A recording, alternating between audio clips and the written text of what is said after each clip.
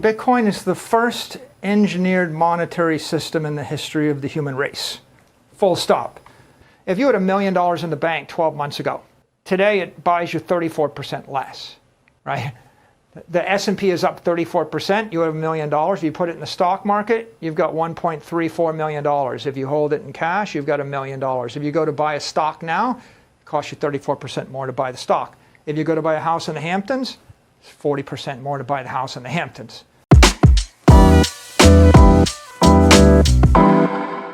Now, if we look at the modern era, economists like Saifedean Ammous, who wrote the Bitcoin Standard, he estimates that the inflation rate in the modern era, dollar weighted, is 14%. Okay? Think about that. For the last decade, on average, all in the world, we've been inflating the currency by 14% per year. Now, it happens that that's equal to the rate at which the S&P 500 index is going up, 14% on average a year for 10 years running. What's the issue? Well, what is inflation? It's not really well understood. Some people think it's CPI. CPI is the rate at which a market basket of consumer goods is going up, but the government gets to pick the basket. I've noticed. Okay, if I pick things like Domino's Pizza and streaming YouTube videos, they will never go up in price. I can actually adjust the basket, so I just pick things that don't go up in price. The Case-Shiller index is up 27% year over year, in July. So the price of that average single-family home is up 27%. Homes in Canada up 15%. The S&P index is up 34% this year, over 12 months. What's the inflation rate? If you wanted to buy a basket of desirable stocks, the inflation rate is the S&P index. So I can calculate any inflation rate I want. Inflation is a vector. If I want to be rich, then I need to buy scarce, desirable assets. So my inflation rate's the rate at which Picasso's and Leonardo da Vinci paintings and stocks and property in New York City is going up in price, or a house in the Hamptons. That's a high inflation rate.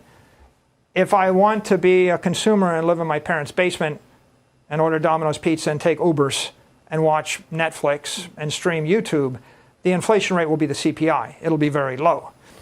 So you can have any inflation rate you want. As a practical matter, the best inflation rate for an investor or for anybody that wants to stay wealthy or be wealthy, if you're concerned about maintaining your economic purchasing power, it's the monetary inflation rate, the rate at which the supply of money is expanding.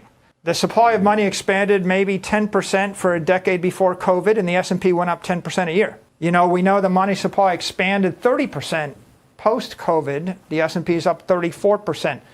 The Fed stepped on the money printer. The same with the EU Central Bank. In the Western world, in the strongest countries, we see the money supply expanding 20, 25% or more per year. The currency is collapsing. It's losing its value. It's being devalued. In weaker countries, go to Argentina, the official inflation rate's 45%, the unofficial inflation rate's 85%. Go to Venezuela, the inflation rate, the currency's collapsed 98%, 99% in a year.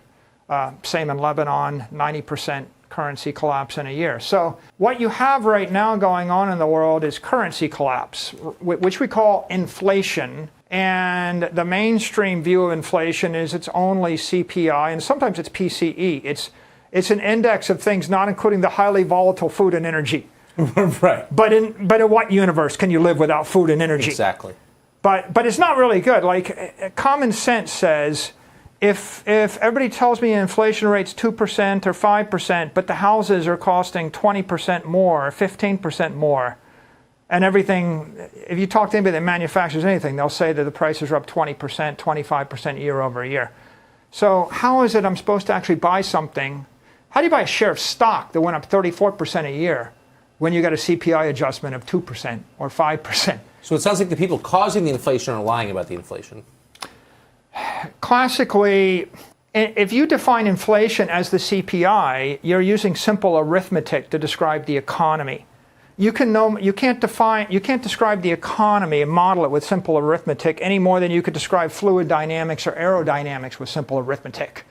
right? The fluid is flowing around Right. the airfoil. You have to have multi-n-dimensional, algebra and vector calculus to describe a complicated phenomena. The economy is a complicated phenomena. Another way to say it is the price of everything is varying everywhere at different rates all the time. Right. Right. Common sense says the price of housing in the Hamptons is going up at a different rate than the price of land in Kansas.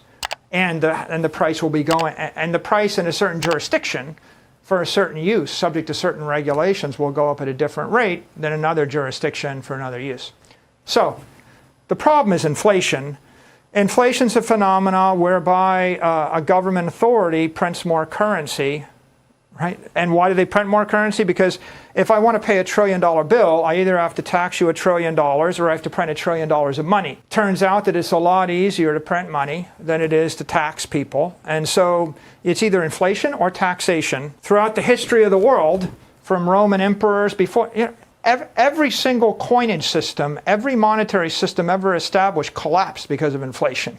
If you look at the history of the Sumerian states, the Persian states, the Greek states, the Roman states, Middle East, look at all the Renaissance Italian states, look at every king of England. If you just go forward, you find every one of these currencies started by I issue a coin with this much gold in it, and then I cut it, and I cut it, and then I go to silver, and then I go to copper, and then I coat it with some brass or some nickel. You remember what happened in the U.S. where we used to actually have Silver quarters, yeah. And now we don't because the silver was more valuable than the quarter. Yes. Why? Right? We're debasing the currency, right? So the problem is inflation. How would you say this?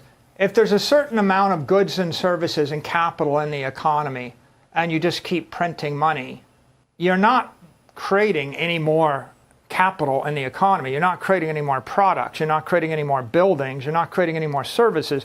All you're doing is doubling and tripling the amount of currency. So if I just gave everybody in the United States $1 billion and everybody went out to buy a Ferrari, right? Would there be 250 million Ferraris? Like, I can print the money, right? Like look at Venezuela, look at Zimbabwe. They can print the money. You can give someone $1 trillion note. But that doesn't create more stuff, right? You're just creating paper. So ultimately, that inflation, it works only to an extent if you can export it. And what you're doing is you're not creating anything. What you're doing is you're redistributing wealth. Like if there's $10 billion in the economy and there's this much stuff and I give $1 billion to you, you now get 10% of the stuff from somebody else, which means that everybody else lost 10% of their stuff, right? As I inflate the economy, inflate the currency, I'm actually redistributing wealth from those that store their life savings in currency or currency derivatives, in cash. If you had $1 million in the bank 12 months ago, today it buys you 34% less. The S&P is up 34%. You have $1 million. If you put it in the stock market, you've got $1.34 million.